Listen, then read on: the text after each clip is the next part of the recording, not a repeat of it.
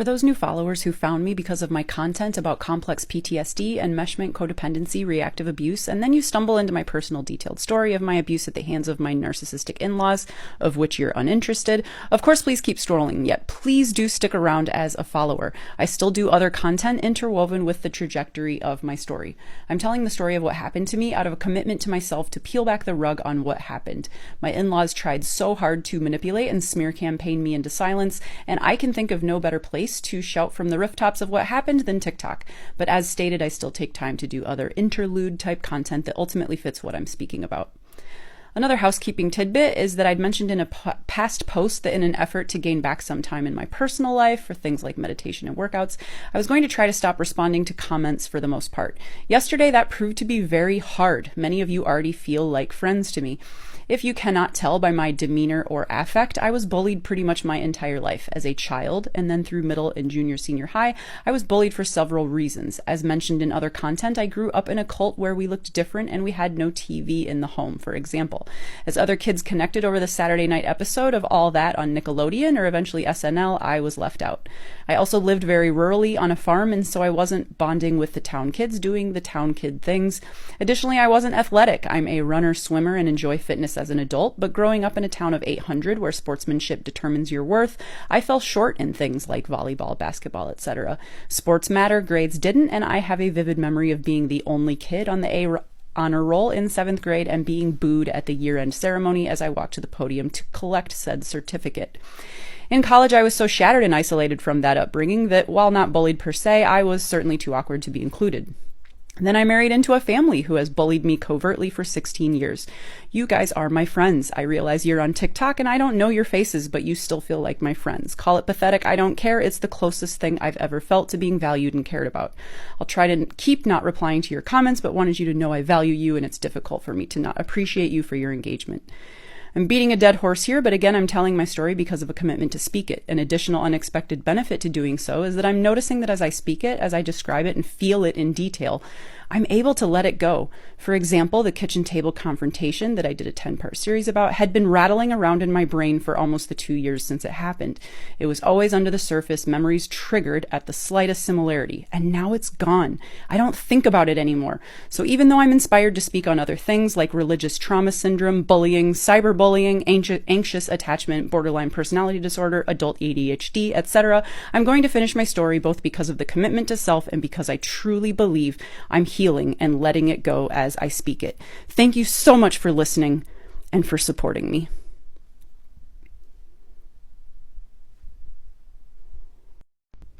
So tonight is Wednesday, May 19th, 2021 in my story, and I'm about to send some emails back. So I just feel like my husband, yay, sent this email of our boundaries clarifying, and now it's like onslaught of everyone telling us what we should think, and so I've had it. And so I woke up very early, couldn't sleep Wednesday, May 19th in the morning, and started hammering out some emails. So they're extremely long-winded. And if you're like, why hasn't she realized yet that narcissists don't listen and they can't apologize? I didn't know yet that they were. Hindsight's 2020. Totally should have known. I didn't know. I had no idea. I thought if I typed long-winded things that sounded logical and rational, that people would listen. I didn't realize that that's not a thing in narc world. So bear with me on this very long-winded email. Here we go. I emailed it to everybody, and it will make sense down below why. So again, it's May 19th. Dear oldest sister-in-law, below is a response to your email that you sent to Matt 1 week ago. I assume you won't be offended or upset at him for sharing it with me immediately upon getting home from school. That is, of course, what a marriage is, sharing everything with each other, good and bad. How terrible if he hadn't shared it with me, right? That would be a sign of an unhealthy relationship, something mother-in-law repeatedly tried to rub in over a year ago at the kitchen table conflict when hearing Matt and I don't really need recreational time away from our kids. Side note, I'm not a hero in this story. I'm a total passive-aggressive a-hole at times. Blah, blah, blah. I wasn't going to respond to this email. I was going to keep my mouth shut, knowing that the response, that my honesty might hurt you. But then this morning I woke up with your own words loud in my ears. The words you gave me when I told you how upset I was that you'd sent an extremely exacerbatory email to your mom, causing her fuel to ignite on me, March 7th of 2020. The words you gave when I expressed how terribly upset I was that the explosion had occurred in front of two little girls, age 4 and 5, the latter of whom had the first nightmare of her life that caused her to come bawling into our room. You said you are allowed to speak your truth. So here's mine. In addition, each of you have been able to have an email catharsis this week. You last week, Matt on Saturday night, your husband on Sunday night, your mother on Monday, and your other sister on Tuesday. So I think it's only fair that I get mine this lovely Wednesday morning. P.S. I'm including your mom and sister in this. It only seems fair since you included them on that email 12 hours before we arrived at your mother's for what I thought would be a nice healthy little chat about redefining boundaries, unknowing the toxic fuming that was occurring ahead of time. In addition, middle sister spoke to Matt yesterday of perspective being important for fully understanding where someone's at, so here's my perspective. See below. If you hear Chris Cornell absolutely roaring in the background, my 6-year-old is a huge fan. If you don't, great. So my videos keep getting taken down and or taking forever to go through the review process. I don't know what I'm doing wrong. If I'm sounding like a bully or a jerk to them, that's not technically my intent. I just want to tell the story of what happened so that others know kind of what this can look like when it's not outright fury and anger. So as much as I wanted to continue to show you my response to the oldest sister-in-law, I think I have to skip it. As much as I feel like, I don't know. So after I sent that email to oldest sister-in-law that same morning, I immediately then followed that up with an email to middle sister-in-law. And if you look back, I talked about middle sister-in-law's email. In a nutshell, I said to her that sure, you can say that that kitchen table confrontation was the pinnacle of a mental health crisis, and that you would forgive whoever did that. But that's kind of easy to say when it's your own mom. I have a feeling I'd possibly be able to forgive my mom if my mom had yelled at me, whereas if my mom had yelled at my sister-in-law, I could see that would be a problem. I also went on to say it's easy for you to be thousands of miles away telling me what to do with boundaries. One of the things middle sister had said is you have given such a stark contrast to what mother-in-law gets to see the girls then compared to now. And something that I had very much cleared up was that your mom doesn't hang out with my daughters when she visits. She follows your brother around like a little puppy. I went on to say, I know your mom is lonely. That's not our problem. Other things that I said was, she had said that the oldest sister is so affected by conflict that it makes her ill, and that's why she maybe can't go to Wildwood. And I said it's about time that someone feels as rotten as I have for the last several years. And I said, you end up by saying, does this actually matter? And yeah, it does. Hey, honey. The song is now White Stripes. It's very good. I go on to say, you say, does this crap actually matter? And yeah, it does. It's my boundaries. It's very easy for you thousands of miles away to say, do your boundaries matter? And in response to be more forgiving, we only have some time left on earth, I said, I'm aware of that. My 28-year-old brother dying made that very clear. It also made clear that we don't waste any time being miserable. Okay, I'm going to see if this works. So I think I'm starting to figure out that the screenshots are what is making it so difficult for my posts to actually make it to you. So I've enjoyed showing it to you just because some of it is so ridiculous that I like showing it to you almost as proof, as the receipts, if you will, it's kind of pathetic and sad that I feel like you wouldn't believe me otherwise, but it is just sometimes so crazy that I feel like I want to show it to you. But I do think that I'm potentially identifying that is part of the issue with why my stuff isn't posting. I still have to figure out why it's getting taken down, but I think we kind of know. But anyway, so I'm actually going to go out of order for the first time so far. I am going to back up a little bit to the oldest sister-in-law's email. So when I had read it to you guys, if you've been following along, I had said it's going to be really, really hard for me to read this without being able to give you my rebuttal, because a lot of the stuff in here is lies or twisted truths. And so then when I couldn't get it to upload, I had done like 7 parts and then I couldn't get it. I was like, I'll just move on. But at the same time, I do, in a way, I hate to say this, but I feel like I do sort of have to defend myself to you, if you will, that I'm not the monster portrayed in that email. So even though I can't show you the screenshots, I am going to give you an overview kind of what I responded to my sister-in-law. So again, I backed up a little bit. This is the oldest sister-in-law's email, who was at the wedding, was a disaster at the wedding, and then sent my husband the email 2 or 3 days after the wedding saying something needs to be done about Bethany. So here are some of my rebuttals. So at first she had said that it was an uncomfortable and hurtful time for me, and that's why we left so early. And I said, it's unfortunate that you chose to confront me immediately after the vows, before we could even really say hello to you. You pulled us to the side to talk. We were still by the altar, for goodness sakes. And instead of, I thought you were just going to apologize, which still felt kind of like an inappropriate venue to do it. But okay, she's going to apologize. But no, she hits me with, are you still mad at me? It's been a hard year. I said, your intentions may have been good, but that wasn't the best place to do it at the wedding. She says the ongoing conflict with Bethany feels really overblown at this point. And I said, yeah, I actually think so too.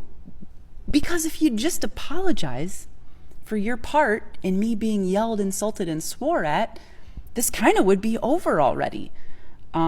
She says, I'm about out of time. Part 2. She goes on to say Bethany has either ignored or left confrontational and angry messages for over a year now. You probably thought I sounded like a monster. So here was my response to her. If Matt had been the target of a traumatic experience akin to what I endured for 3 hours at the kitchen table confrontation, that 10-part series, Matt would probably want to ignore a family member of mine who'd had a direct hand in it. In fact, I wouldn't expect him not to ignore someone. As for those confrontational, angry messages I left you, you're the one who reached out to me in November asking for clarity on what's bothering you. If my responses to you were seen as confrontational or angry, then it's unfortunate that your solicitation resulted in a response that you weren't expecting. She then goes on to say something else I need to defend myself to you, and to her at the time. We've visited the Twin Cities 3 times in the past year and have been kept away from seeing you and your girls. And I said, I have not, I repeat, not kept your brother from seeing you guys. That has been his choice. Please see his email section where he refers to Bethany and the witch hunt and Bethany taking heat for decisions Matt made himself or in discussion with me. It's toxic that you and your mother keep twisting his declinations to see you to something that I did. In one part, sister-in-law says, yesterday she communicated to mom about our ongoing conflict and the apology she's waiting for from me. And I said, I only got involved emailing your mom back about ongoing conflict because that was the 3rd time that your mom was pressing us for a Mother's Day visit. Matt had already given valid, ample reasons to her why we couldn't the 1st and 2nd time she asked. Had she simply accepted, no, that doesn't work for us, the 1st time or even the 2nd time, then there never would have been email communication from me to your mom saying that there were still things going on between us. Your mom chose to continue to ask about it, not to mention the additional 3 times she asked about it at the wedding, because she just cannot accept no. The lack of boundaries, the lack of your ability to accept no has again resulted in a blow up. At some other point in her email, she said it was heartbreaking and cruel that I gave so much love to other relatives and not her. And I typed up a long-winded thing thinking it would sink into her brain. Essentially, it was, you've all been rotten to me. Why doesn't it make sense that, and there's a whole bunch of other people here at the wedding who haven't been rotten. So why would I not kind of ignore you in a sense. And you just confronted me at an altar. So why doesn't that make sense that I would be loving and enjoying everyone else and kind of not really wanting to be confronted at an altar by people who already confronted me in the past? Part 3, hopefully I can wrap it up here. Another part of her email, she had said, throughout this whole time, I've tried to express my commitment to you and your family, and I've never heard such words of commitment from Bethany to us. And I said, to be fair, we aren't required to fully commit to you, just as I don't expect full commitment to us from you and your family. Marriage and creating a family, in my mind, is making the commitment to those under my roof. Matt and I have a full commitment to each other, to our daughters. I would never expect you to be fully committed to my life and ideals, nor should you have that same expectation of me. We're committed to attempting to work this out with you, but we aren't and don't have to be committed to your perfect ideals and vision of what your family is, nor are you required to be committed to ours. Another thing she said is I tried to apologize for the way that her March email that ignited this whole thing made her feel. She didn't like that apology. If you recall, she sent that as an audio, so my response to her was, I re-listened to your audio messages and I didn't hear an apology other than, sorry, you're still mad. I don't accept that type of apology, and if that's the only one you had, that could be why I didn't like the apology. She goes on to threaten we're unwilling to make plans to go to Wildwood this summer unless she makes a commitment to move forward in love. And I said, we've been given a really hard time this year and last year over not being invested enough in the family. However, the two most recent family events that really could have some significant positive bonding, the wedding and Wildwood, have now been held hostage by your ultimatums. At this point, we kind of feel like we're the only ones committed to moving forward in good faith. At another part, she says, it's unbearable for me to go there if Bethany's going to ignore me. Mom and middle sister feel the same way. And I said, your family really loves to use this method to gang up on Matt and guilt him. So-and-so feel this way too. Middle sister did that to Matt. I witnessed it just a couple months ago, and I thought it was as underhanded and immature then as I do now. Reminding you, I don't think I'm a hero in this. I'm not gonna, for one moment, say that I'm not saying really inflammatory things. That's why I consider this reactive abuse. Still not okay, but I have been pushed a little bit. Another part, she says, I sense Bethany is just holding a grudge on specific things, but won't hear our perspective. And I said, yeah, right. When I hear your perspective, it mostly just feels inappropriate that your truth was allowed to be shared as yelling, insulting, and swearing in front of my children, the oldest of whom had a night terror that night. She says this conflict just seems to be getting worse and more painful the longer that Bethany has it go on. And I said, I agree.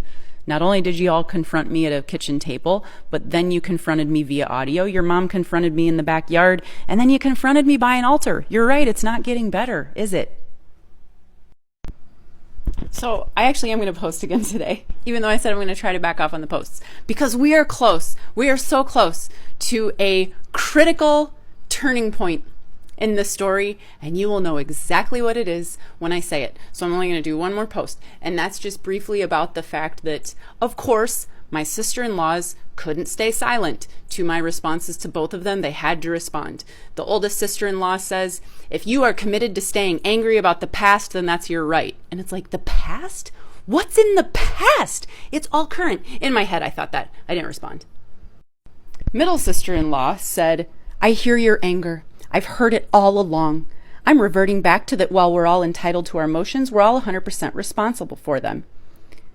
I'm not interested in starting an angry tirade with you, especially without any suggestion of solutions. If you're interested in resolution someday, hit me up. Middle sis.